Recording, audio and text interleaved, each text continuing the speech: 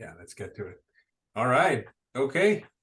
What are we Um, going to talk about then? 2007? What do we want to do? so it was more of a broad question, but first of all, I do want to know what you thought of that podcast series about Spygate. That podcast was wonderful. I listened to a bunch of podcasts, but I sort of stacked this up to where I could go through all seven or Just eight binge the whole episodes and thing. binge the Yeah, whole yeah, thing. yeah. One of my favorite sort of nuggets of information that I did not know, right, was Alonso going to Ron Dennis and Martin Whitmarsh. I think the day that Hungary happened, or right after, and sort of I think sort of it was between.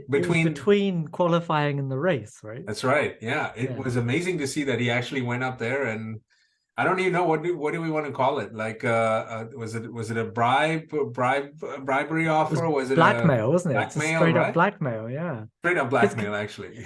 so so yeah, I mean, there's a nice book by Maurice Hamilton about that season called Checkered Conflict. You should go and check that out. But um uh so a lot of that I knew about, but there was little nuggets in that series that I'd never heard before. Like I never really knew what was in those emails, but man, it sounded really, really incriminating, didn't it?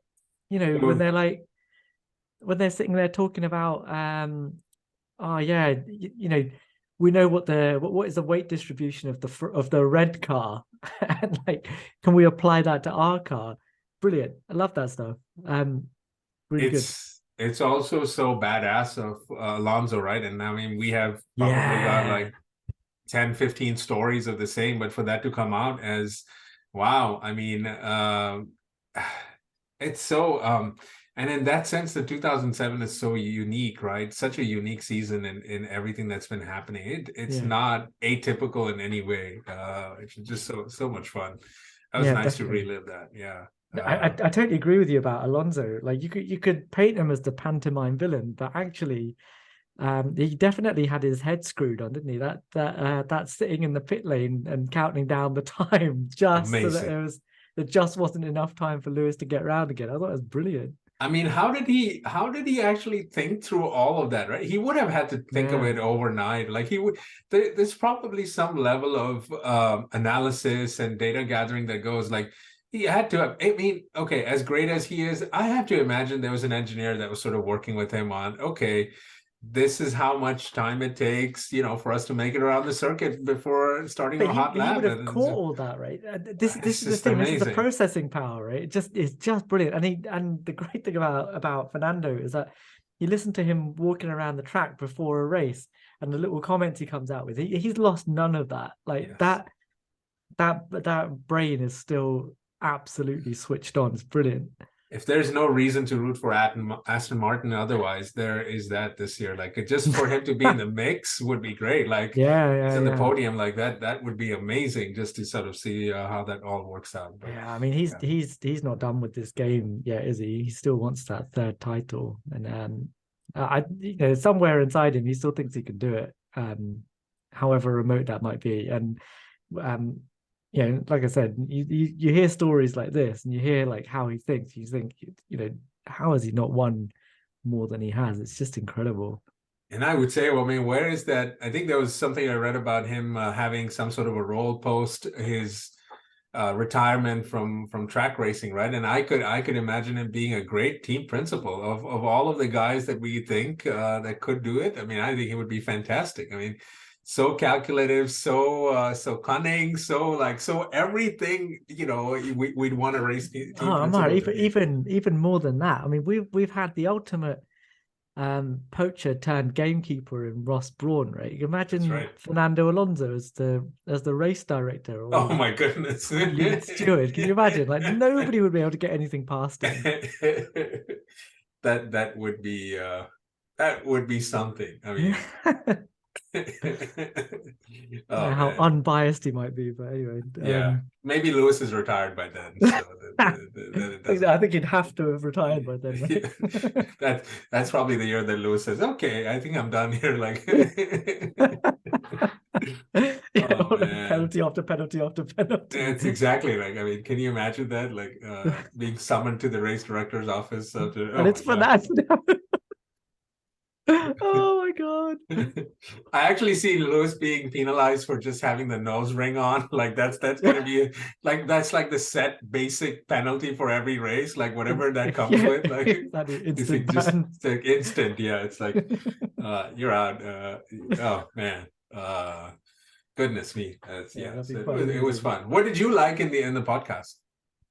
So it was mainly like the little gaps in my knowledge that it filled out, and some of the scene setting, right? That there was a little thing in there about Darren Heath when he was taking photos in the room, and he says he caught Ron Dennis chatting to Max Mosley, and it was literally like pleading with him, just don't give us a ridiculous penalty. Like, we didn't know you're basically gonna take my life's work off me. And I was like, man, this was so personal.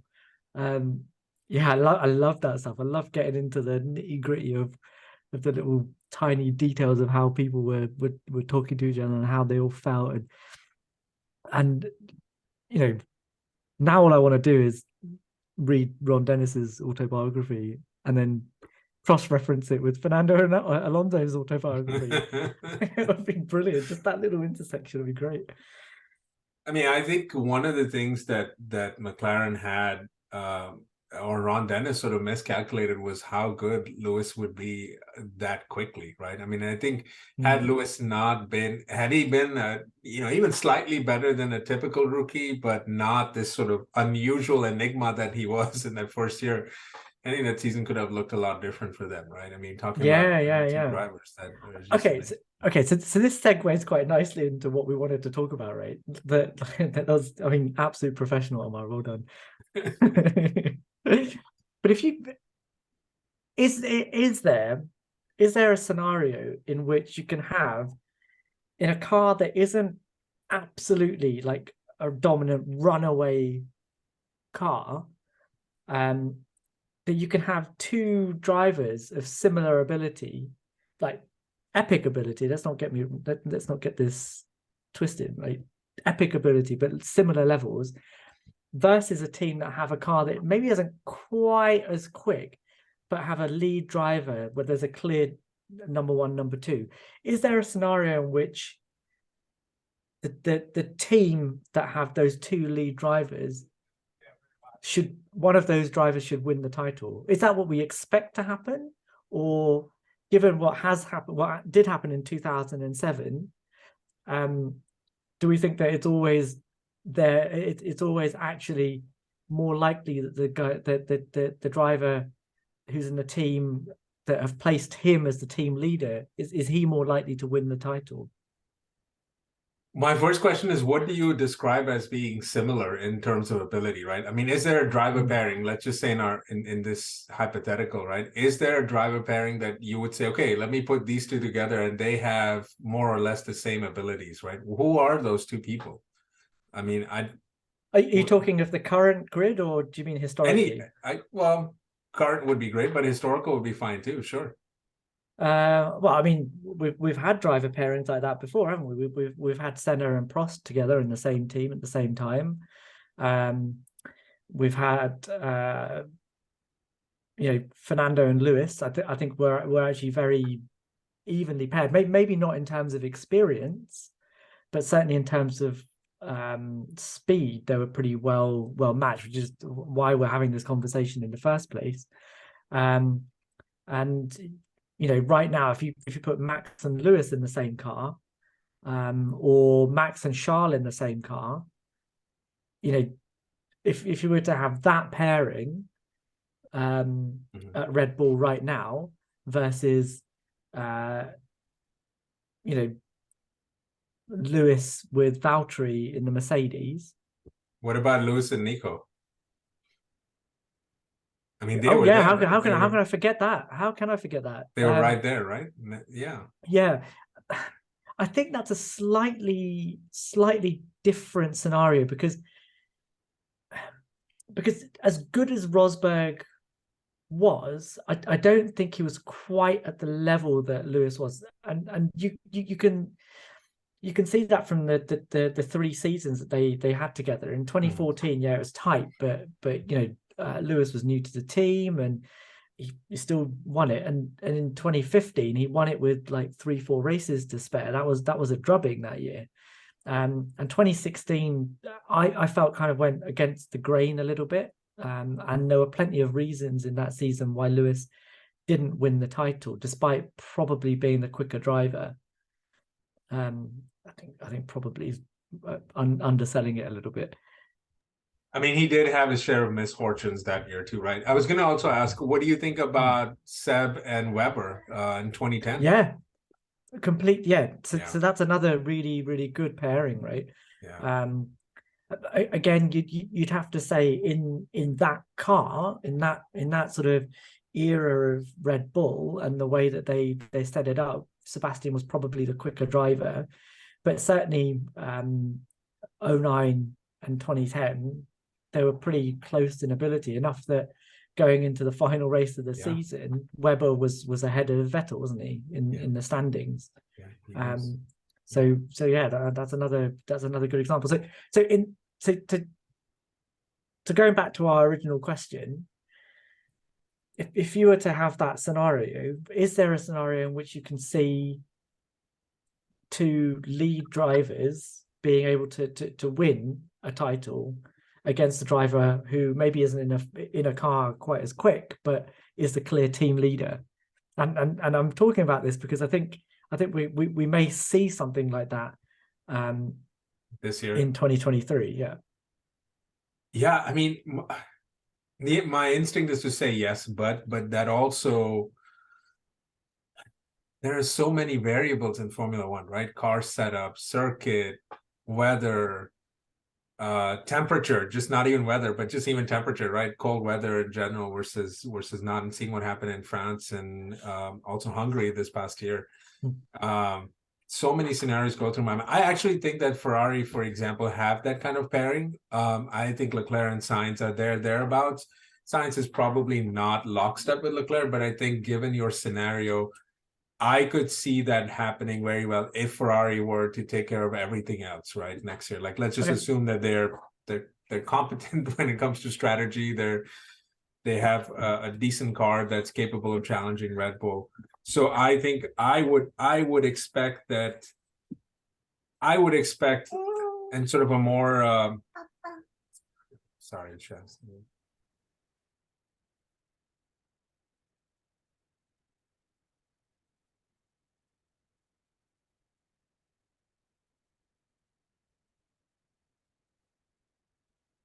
Hi kids. That's gonna be a good edit now, isn't it? I can't even remember where I was. We should leave it in. We should just leave it in as the reality of how things are. Yeah, so I mean, I'm expecting, anticipating that Ferrari would have that kind of a year, assuming everything else holds steady. And in that case, I expect Ferrari to have both drivers compete for as long as they possibly can until it's no longer sort of mathematically possible for one of them to win or not. Okay, so does that put Ferrari at a disadvantage as well? Let's say that is true, and that is what happens, that Carlos is on the pace immediately and really giving it to Charles, and Ferrari have a quick car. So if let's say we're in that situation, and you've got Max in the other car, dominant Max, he's his teammates not really in the running against him. Indeed. I think that, again, so that's where the other variables come in, right? So in your scenario, I think we're hoping that Max is the only one that they're competing with.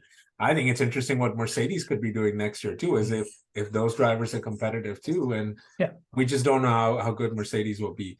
I think in this scenario where it's only Leclerc and Sainz going against Max, I think that Ferrari can win both championships. I think that competition is okay, and I think it's actually best for a team like Ferrari to have that, because, by God, well, first of all, it would be a good sort of a breath of fresh air, right? To have two Ferrari drivers, not one, being able to compete to win races. I think this all sort of comes down to how you manage the two, right? In 2007, we saw an example of probably how not to do it. Also think a level of sort of candidness and honesty within the pits, within the garage, is sort of goes a long way in sort of determining that. Yeah. So there are so many sort of variables to it, right? So let me actually pivot from Ferrari and go to Mercedes. I think they're more capable of handling this, in part because they've handled it, right, a few times, and we saw what happened in, I guess, 2015, 2016, and even 17, to some extent. That I think it's possible. Do you think in 16 they handled it well? I think they handled it well enough to be able to capture both, right? I mean, you have to at the end of the day. Now, I think, again, the problem there is, did we have any other teams that were in the mix? I'm trying to see if actually, I don't think 20 that was the Red Bull was. I mean, Red Bull were around, but I think thereabouts. I think that 2016 Mercedes is going to go down as one of the most dominant Formula One cars of all time. It was incredible, wasn't it? It was incredible. And I guess we only remember it as being a close season because those two guys were going at it. But actually, it was a pretty dominant car. Go on. So to go back to your scenario, right? In this case, with a sort of thereabouts car, but not entirely dominant, right? Ferrari would be, or Mercedes would be going up against clearly dominant Red Bull car, right? For whatever the last two seasons have meant. They've been at the front, even though 2021, that was not really the case. But 2022, they clearly were head and shoulders above others. I think you need two drivers. You really do. You cannot beat Red Bull at their game, or any dominant team at their game, by just going at it with one driver. I think for what though, Ammar? Like do you think that having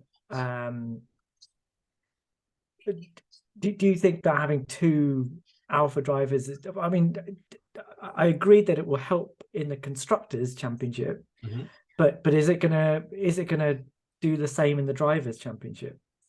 If it's helping the Constructor Championship, that means at least one of them is in the mix to win it all, right? I mean, presumably you cannot be. I suppose there are scenarios in which you could be leading the constructors title without having either driver be in. Yeah, ask Ferrari 1983. Yes, indeed. Yeah, I think it can help. I think the answer to the question is, it depends on how you manage all the variables that you have in the garage, how you manage personalities, how you manage the personalities of the drivers, the sort of the engineers, and you don't have people just sort of running roughshod or doing things that they're not supposed to be doing to favor one driver over the other. And I think a lot of it depends on how your competition responds to it too. I think in this scenario, it'd be interesting to see if how Red Bull deal with it. I mean, they have a clear number one, head and shoulders. There's no sort of ambiguity about it. So it does put them in a situation where they can use a second driver to muck it up, if you will, right? Yeah. I mean, I think what you've said is key, really, isn't it? Is how those two drivers work together, and how they're managed. I mean, you'd like to see that both of them are given the chance to absolutely maximize their potential, but obviously you can only ever have one winner. But as long as they're not taking each other out, I agree. I think you've got you've always got a shot at that team still beating the guy that has team leader status. And I guess the way I started to look at this was that unlike 2007 and even we talked about 1986 was another good example where you had a dominant team, or a car that was fast, that you'd expect one of those two drivers to win the title, and they didn't because there was too much infighting. Again, without the animosity, actually, I think both drivers would have finished more races, would have been focusing on the bigger picture rather than on each other, and that I think is what happened in 2007 for me. That Fernando and Lewis were looking too closely at each other and forgot that there was another car in the mix. Whereas I think the ideal way to look at this is, look, our team is providing us with cars that are capable of winning races in a championship. And the advantage that we have is that we've got two really good guys that can push each other along in terms of setup, in terms of performance, in terms of finding those tiny little margins that the guy in the Red Bull doesn't have. You know, yes, he's got his own ability, and yes, he's got a car that's designed by the preeminent designer of our era, but he's alone in this. Like, it's only him that can make the car go any quicker. So if you look at it from that sense, and then you take it one step further, and you just say, oh yeah, we've got 3 cars in this, right? And just see each driver as an individual, not as part of a team, then it's just about what you need to do to take points off everyone else, not just your teammate. It's not just about your teammate taking points off you taking points off your teammate. Those points are still being taken off the guy in the Red Bull. And yes, he might have an advantage in that he's not having to fight his own teammate, but all that does is take one car out of it for that guy.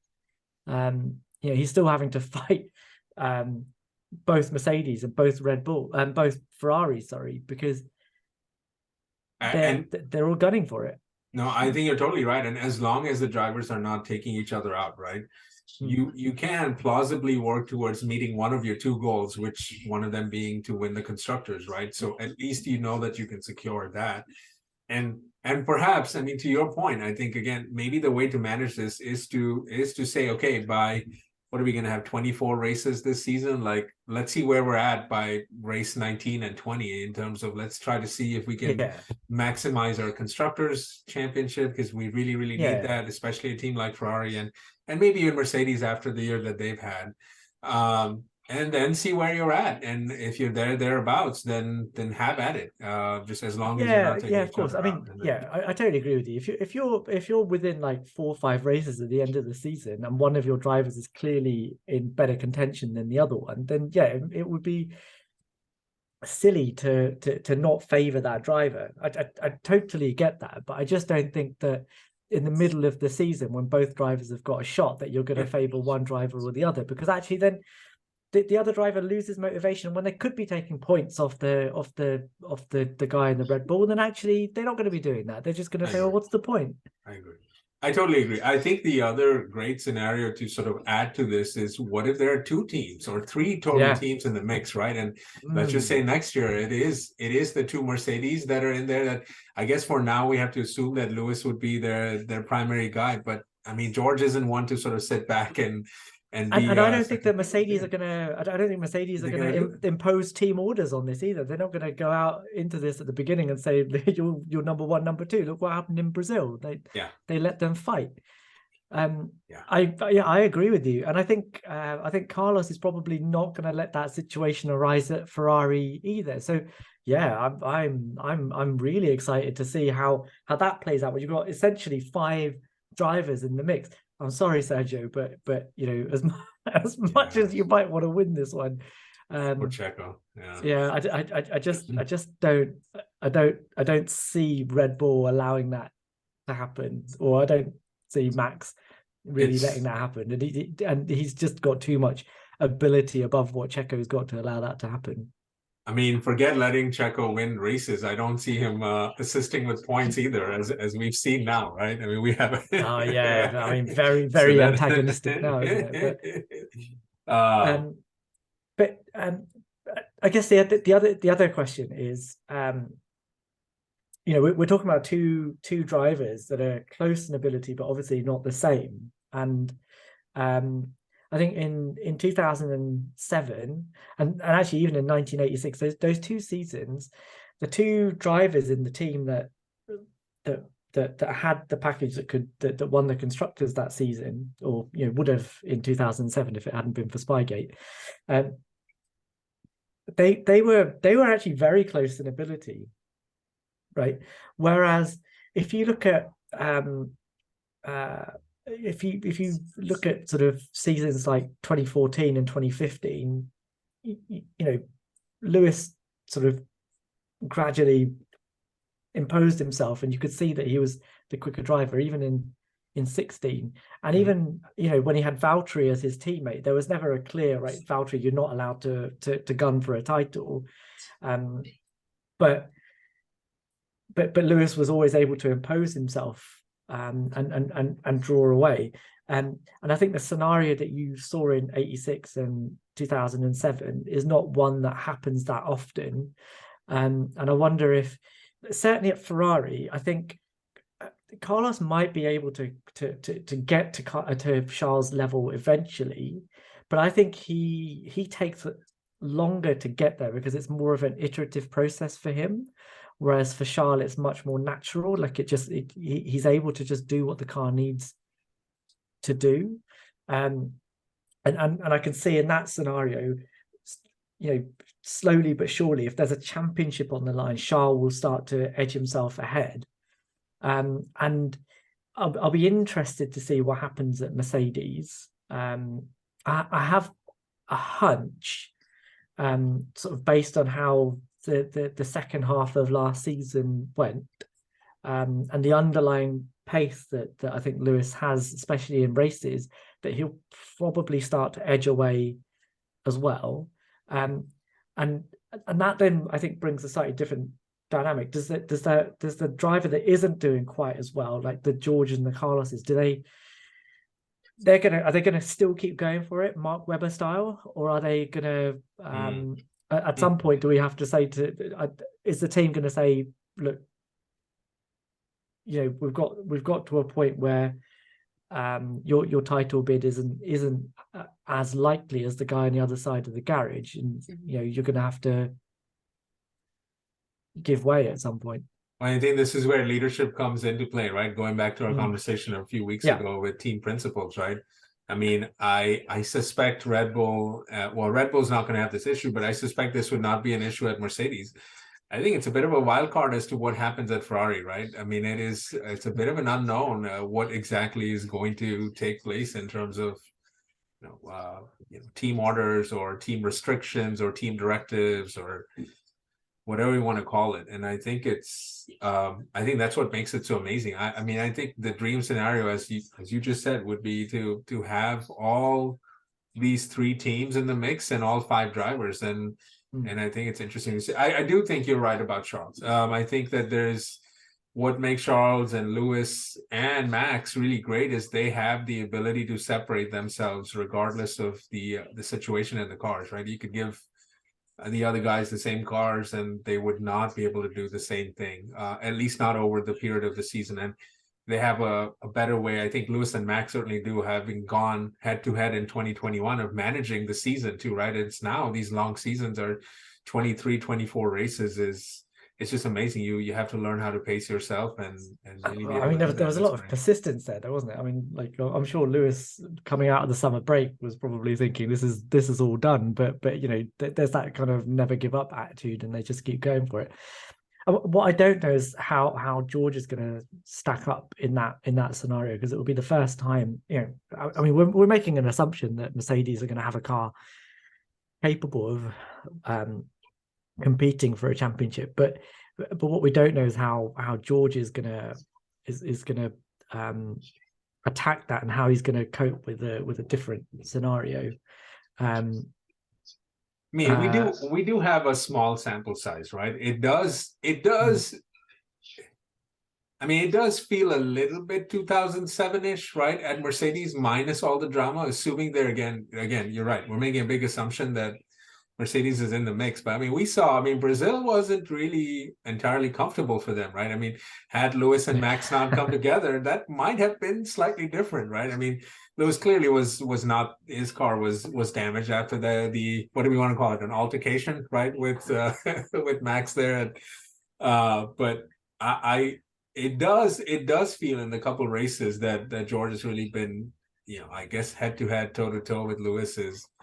He doesn't seem to be backing off either. I think it would be amazing to see a 2007 personality sort of reversal, right? Like George is now what Lewis was in 2007, and I know he wasn't a pure rookie or anything, but still, it would be it would be amazing to see what that is. Yeah, but I think the difference is that Lewis was able to do what he did on pure ability, right?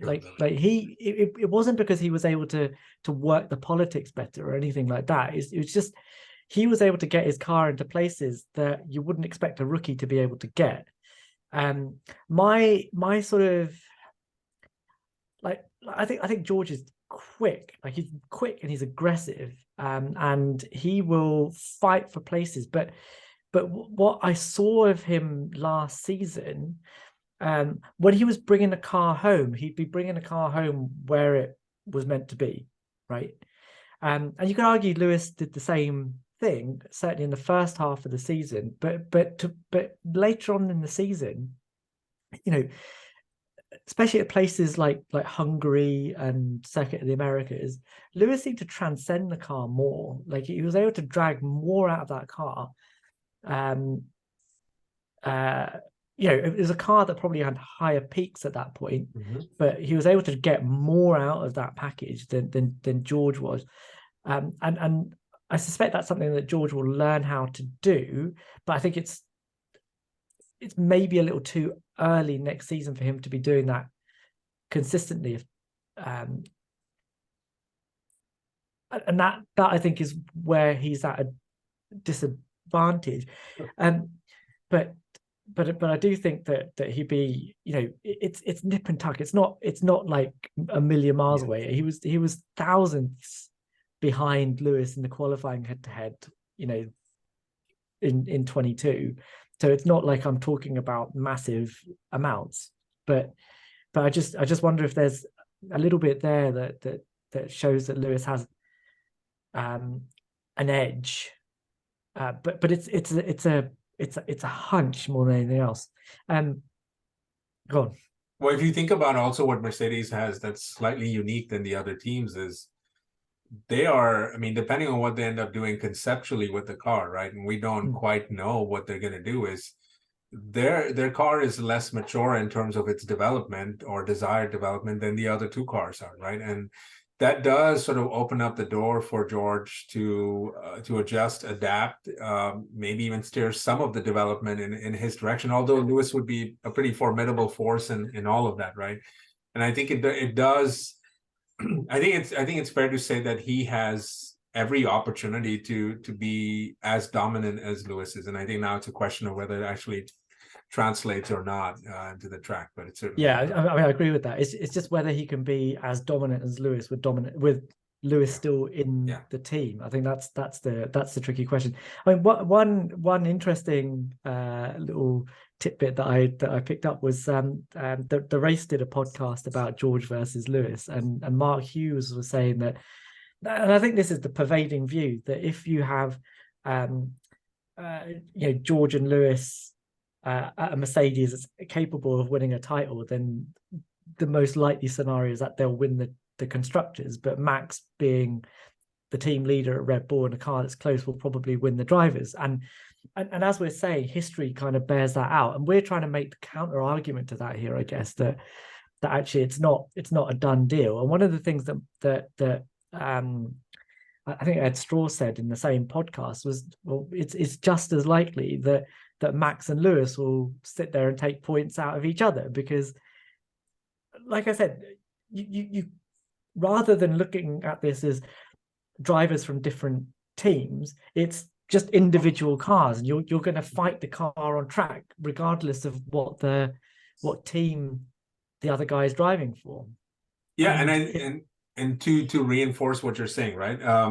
Just because it's been done a certain way for these years or all these years in the history doesn't mean it has to be done. I mean, we are in a different day and age in how racing is done in Formula One, and there's so many elements to it that were not present, right? I mean, just the level of knowledge and development of the car throughout the season, the access to data. There are so many, just leave everything aside in terms of personalities and driver ability and whatnot. And I totally agree with it. I think it can be done. And I think it's a fun exercise to think about who could do it, right? With the driver pairings that they have, and if the cars are great, like it is. And that's, I mean, that's why I think that there'll be more than one driver. I think this season will be very much a 2010 style season, because You'll have a little bit of knowledge, like all the teams will have a little bit of knowledge having gone through 2022.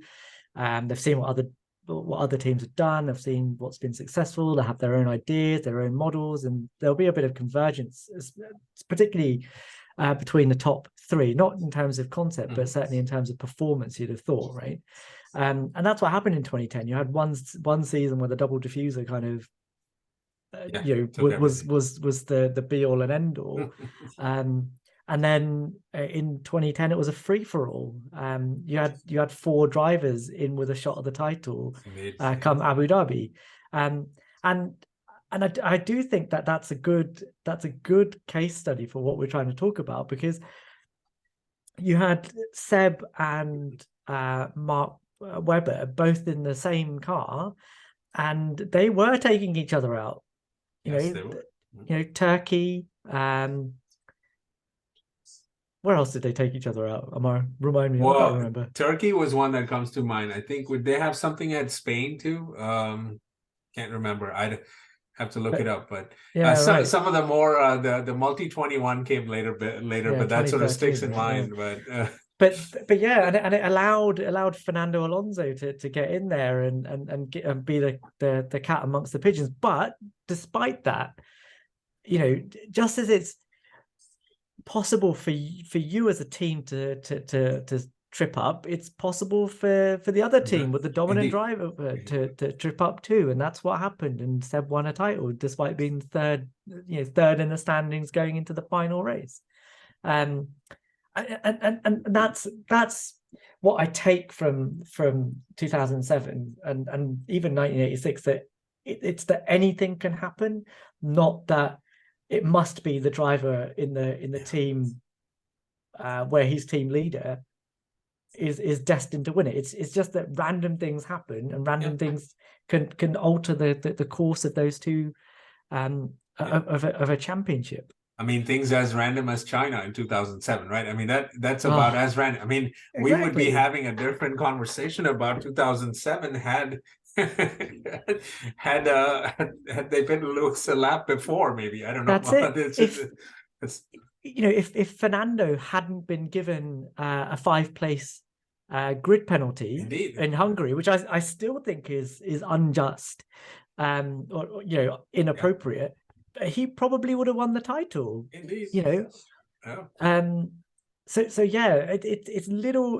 tiny little moments that these championships hinge on, and I don't think the fact that 2 drivers are in the same team, as long as they're well managed, I agree with you. I think that point is key. That as long as they're well managed and they don't try and take each other off, there's no reason why they can't be in a position to win a title and actually have that be an advantage to them. Totally can be. And I think that's why there's this second layer to this discussion about, looking at the character traits of the individual teams and the team managers. Where are they at? Where have they been historically? Okay. I mean, again, I think if Ferrari were to be in that position next year, they probably would designate a primary driver, I would imagine, just based on the fact that they haven't been able to win anything in a decade and a half, right? I mean, they've been there, but in terms of actually winning, they haven't quite been there. So I could imagine a scenario in which Ferrari would bolt on the idea of supporting one or the other and just say, hey, we go ahead and do this. On the other hand, I could see Mercedes being, with their personality trait and their sort of how they've done this in the past, is they can say, okay, yeah, both of you go for it too. So I don't think we can quite predict how those things will work out, right? Yeah. Can we deal with those one at a time? Because sure. Because now we've got Fred Vasseur at Ferrari, who's obviously had a good relationship in the past with Charles Leclerc. So if the scenario you're talking about comes up, either they are allowed to race, but there's a driver that has a little bit of an edge, or they decide to name a team leader. Which way do you think that's going to go? I think that in that scenario, you would see Charles being the number one driver. I think it's not just a Fred Vasseur thing, right? I mean, Leclerc and Ferrari are sort of tied at the hip. Yeah. There's history. There's agreed. and we've talked about Ferrari being irrational when it comes to things.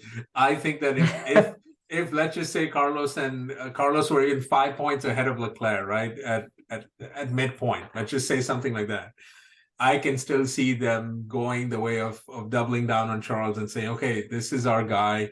They want to be able to extend him, beyond the end of his contract too. So I think with all those elements, I find it hard to believe that they would. Now, if Charles has a really bad run or really bad start, in which case Ferrari would actually not even probably be in the mix for anything, right? One could argue. And on the other hand, if Carlos is being dominant in any way, going toe to toe with Max, which is again a different scenario in which they haven't really quite.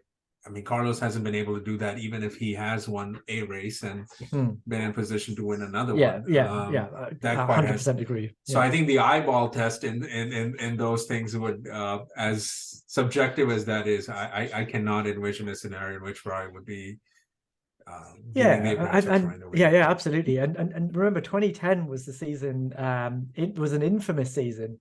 Alonso won Bahrain, the opener, because Vettel probably would have won that race, but he had a technical fault. And then Ferrari then didn't win another race until Germany, and the infamous Fernando is faster than you race. And clearly at that point, and even looking back on it after all these years, I still think, as I did at the time, that was the correct decision to make. Rob Smedley was maybe a little unfortunate over the radio, but it was, in terms of if you actually want your driver to win that season, Fernando was the only one that was actually in the running. And in that scenario, yes, having a driver get priority is absolutely the right thing to do. But we're not, that's not the argument we're having here. We're talking about two drivers of similar ability that are really pushing each other on. But can I add that even in that scenario, right? I mean, look at where Ferrari were at. They hadn't won a race, right? What is it, 6 races into the season? I mean, that changes how you approach, right? You cannot, maybe you go in with an open mindset at the beginning of the season, and then you have to adapt, you have to change, you have to see where the end goal is, right? So even if the two drivers were competitive, right? Like Massa was right there. I mean, you'd find it hard to sort of, you have to pick based on other factors then, right? Then history comes into place, ability or perceived ability, whatnot. I mean, you do have to distinguish, though. Yeah, but then you'd have to think about sort of, if Felipe in 2010 was ahead of Fernando, you have to sort of ask why has that happened? Indeed. And start to look at, were there mechanical failures on Fernando's car? Like, were there accidents? Because with all respect to Felipe Massa, I've never seen him as a Fernando beater, and history I think has borne that out. But... You're right. Yeah. I mean, I think Carlos finds himself in the same place, right? I mean, in some ways, we would all perceive fairly, unfairly, otherwise, right? And we would not perceive him to be at the same level as Max and Lewis and Charles. I mean, that's kind of where we're at. I mean, until we see it, one could argue, on the other hand, that George could be in that mix, right? We don't have enough of a sample size to sort of do that, but with Carlos, we do. I mean, these slow starts are not good for him, right? And I think that's what they don't need. They need him to finish. Exactly. He needs to be firing on all cylinders from the beginning of the season, right? So catching up towards the end of the season isn't enough. Going to do it. Yeah, and I would agree with that. Although I'm sure Carlos is absolutely putting in the hours in the sim right now. Like as we speak, he's probably in the sim right now, trying to do what he can to get ahead. But okay, just to bring it back to your second point. Okay, so you've got George and Lewis at Mercedes, who ostensibly look a little bit closer in terms of ability. But although I've outlined my reservations on that point as well, this comes down to how Toto manages that, and I mean, one of the interesting things about this is, if you listen to Alain Prost, Toto went and spoke to Alain Prost before the 2016, or before Nico and Lewis were in the same team, and said to Ammar, look, have you got any advice for me about how I manage this? And Ammar said, just make sure you treat them equally, and don't let either feel that you're favoring one or the other. And you could see how that bore out in 2016. So Toto's got experience, first-hand experience, and he's a guy that always likes to look at history and learn lessons from the past. He talked about this season even, that he looked at the lessons from Manchester United and how they'd fallen away after years of dominance, and what were the factors that played into that. And he said that we don't have the same factors at Mercedes, so he's hopeful that they can come back. But it's an example of how he looks to the past to learn lessons. And I'm a big fan of history. Yes, it's all about how you perform on the day, and it's all about looking forwards. But actually, learning lessons from the past and not repeating mistakes is just as important. And that gives me some confidence that Toto will be able to manage that situation well. In terms of managing it, right? I mean, he or Christian Horner would have been the sort of the most capable, based on just having gone through it. Now Red Bull, to my dismay, have taken themselves out of this equation, because that would have been a fantastic thing to think about, is to have two Max-like competitors going at it. That would be something, wouldn't it? But I think you're right. I mean, and this is the thing about Mercedes as a unit, as a whole. They are so well structured. They make decisions rationally, with having given it some thought, put some analysis, data, all of the above. They are sort of your model team in terms of how a team should be run, which is why I think having the Ferrari conversation is so much more enticing, because you just don't know what they're going to do. Like, this is the beauty of it. Like, you just don't know what's going to happen. Like, I mean, wouldn't it be crazy if and again, in the hypothetical, we get to 12 races and Sainz is leading Leclerc by let's just say a race win, right, at 25 points. What do we do now? Like, that is, because it would be mental to try and give that to Charles Leclerc. Totally would be. Surely it would be totally right, and yet I could see that happening, right? I mean, we have to think about scenarios in which you really have to make tough decisions. Sure, 4 races left in the end of the season. Okay, it's probably very clear by then, or if they're neck and neck, you just say, okay, whatever, just have at it. But I think making those decisions, and we just don't know how those decisions will be made. I mean, and I think you could have said it with any team principal at Ferrari. Maybe, but I know how those decisions would be. I know how those decisions would be made in the cockpit, because at that point, whoever's behind is not going to see it as he's in my team. They're just going to see them as another driver. And for me, that's how this should be played. Like, you can't, as long as you treat everybody on the track with respect, right? You don't have it in for one driver or another. Then I don't see a reason why which team you drive for makes any difference. And actually, this is what worries me about the scenario that we've talked about with George and Lewis versus Max. So I definitely do see a scenario where Lewis and Max will take each other out. But I would argue they've got a history doing that. Totally would be. But I would push back on the on your point that in reference to Toto and his conversation with Alan Prost, right? I don't think, even though Alan said that you treat your drivers fairly, I don't think that's what drivers really want. I think you want transparency. You want transparency as a driver. When the other guy is better than you. You may not admit it publicly, right? I mean, George knows Lewis Hamilton's resume even more closely than you and I do, sitting on the outside watching races and having watched as many of his races as we have. Carlos knows that Leclerc has that better innate ability, no matter, even if he puts 2,000 more hours in the sim than him, right? Yeah. Well, maybe there is a tipping point to that. I don't know. Maybe he just lives in the sim the whole time. I think he does. Right? But the reality is, I would imagine that drivers would want that level of transparency to come and say, especially when those tough decisions, those sort of really, really difficult choices come to a head, and you really have to decide, right? I think that what they want more so than being treated fairly is to have a set of understanding and sort of conversations that really makes it clear what the team's priorities are. Now, keep in mind, I mean, there are only 20 seats in Formula One, right?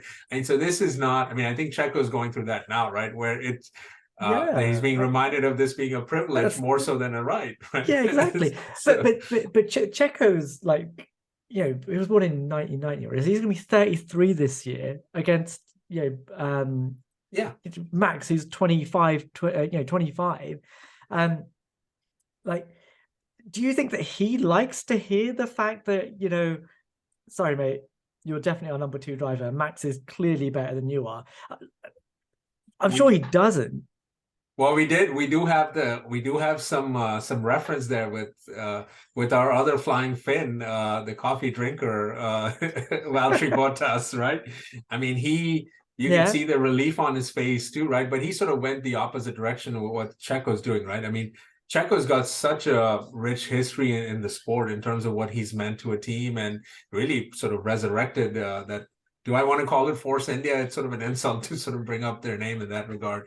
But I think this is such a different thing for him too, right? I mean, I think deep down inside, he knows what he's got at Red Bull, he wouldn't get at the other teams. I mean, look at what Ricardo has to go through now, right? I mean, he could go and be the main driver at Alfa Romeo or or at Haas, but what does that mean, right? I mean, I take your point, but Carlos is not sitting there going, I've made it. I've got a Ferrari drive. He's saying, well, I've got a Ferrari drive. That means I can gun for a championship. Absolutely. That's what Carlos is thinking. Yes, but there's a cap on everything, right? I mean, Carlos has probably also been told, hey, look, when it comes to us picking a favorite child here, chances are you're not going to be that. So yeah, but then has he got the representative from Santander standing behind him saying, could you repeat that in front of my representative, please? Maybe.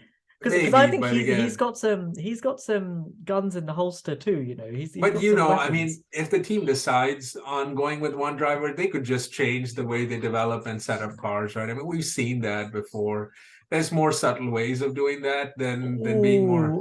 Oh, I don't know, man. I don't know about that. I can't imagine that any team is going to sabotage their car development to favor a driver. I'm not saying that, but I mean, we saw what Red Bull did when they were doing in-season upgrades, right? I mean, they were not sabotaging Checo, right? I totally hear you, but I think they were trying to make the car more friendly to Max. I mean, and I disagree with that. You disagree with that? Yeah. I think they made the car as quick as they could, and it just happened to be Max that was able to handle that better.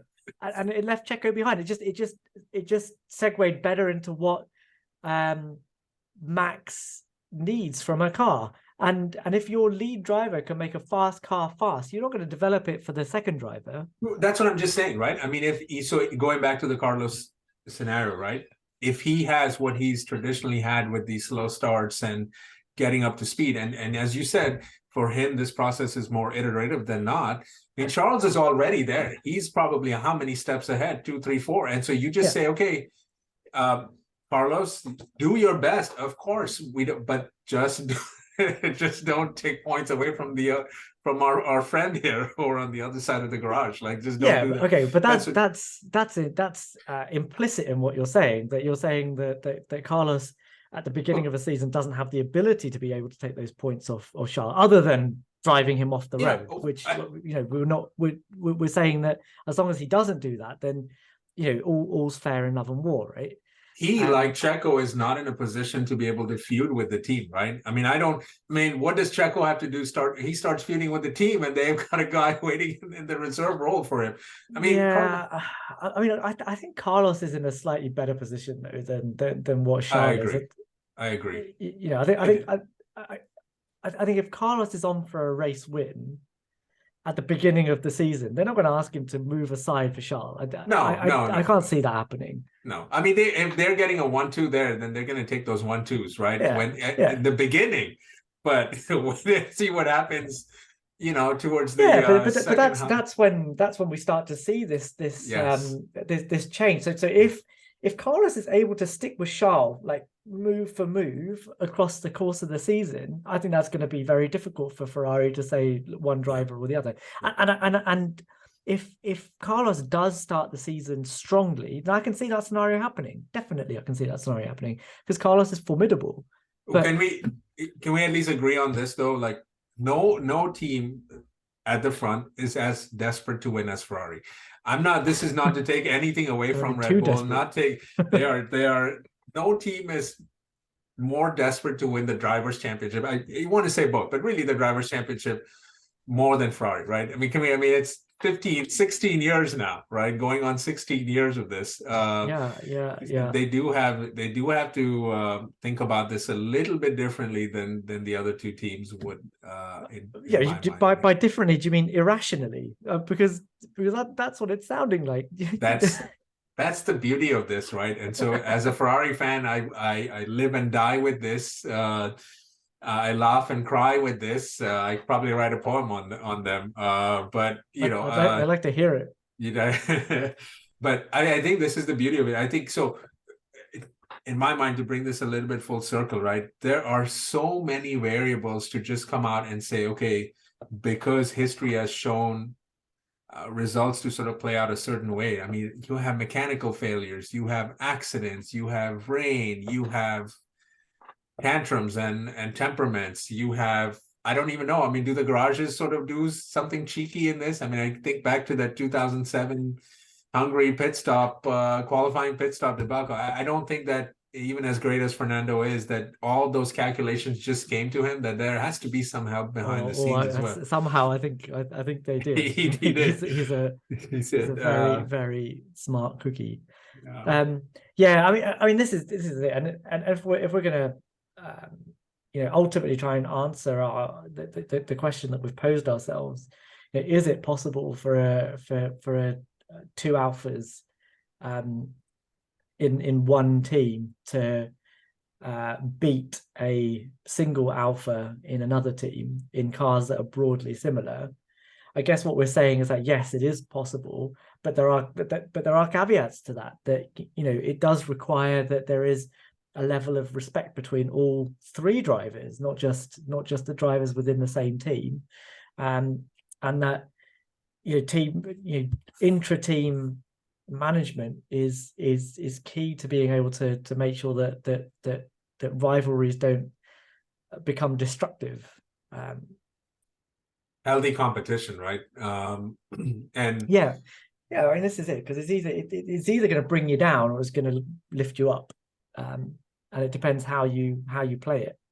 So may 2023 be the season, right? That really proves our point, is having two alphas can be just as good, if not better, than having one alpha and take the other team out. And good God, these seasons are so much longer than 1986 was, right? I mean, we have effectively 10 more. We have 2 seasons in one could argue, based on that. So there's that element of it is just so, I mean, there's barely a break there. So it's amazing to see, I mean, how these guys would deal with these different scenarios.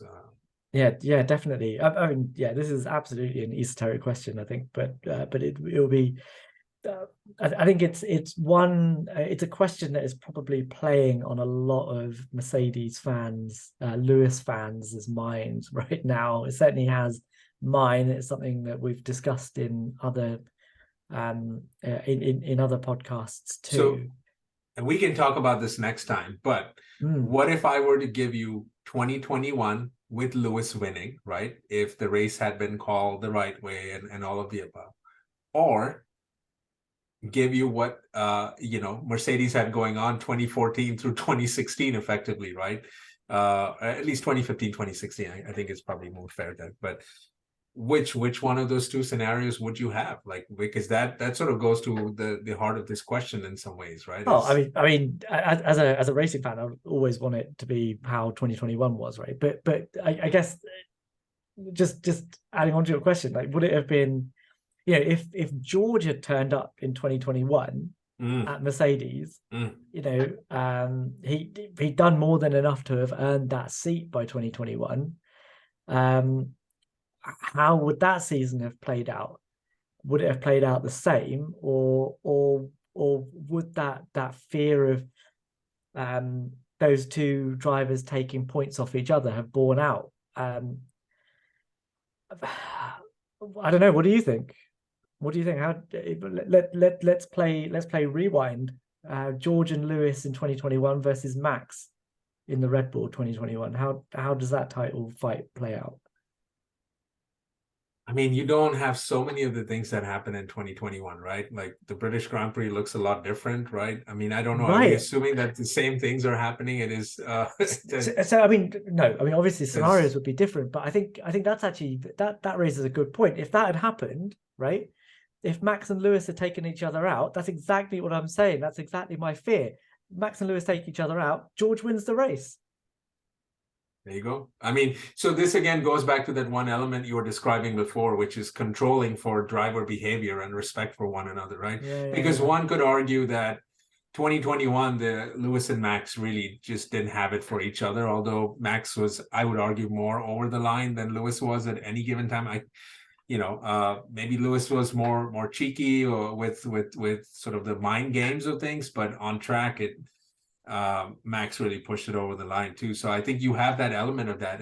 So if Max and George are going at it, like how does that look, right? I mean that looks completely different. Maybe Lewis zooms through, right? Maybe that's it. So it's Through just goes Hamilton. through goes Yeah. Hamilton, or maybe Max and maybe Lewis and George are going at it, and through goes Max, and just sort of Yeah, exactly. just doing a Belgian there. So. This is exactly what I'm saying. That I absolutely agree with you that it's not preordained that it's that having two alphas in a team is what's going to trip you up.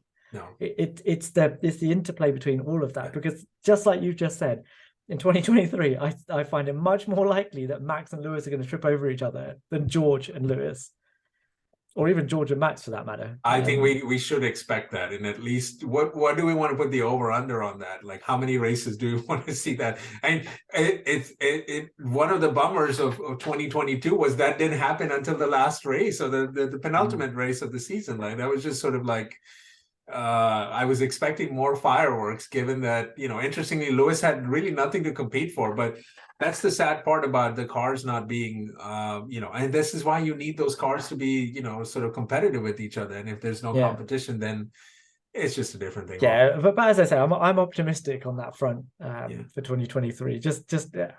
And this is something that this is a scenario in which I'd like to think that history will give us some precedence. But it'll be interesting. It'll be interesting to see.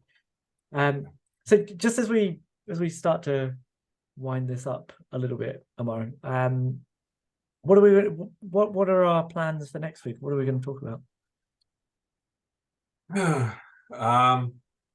Let me go ahead and hit pause first.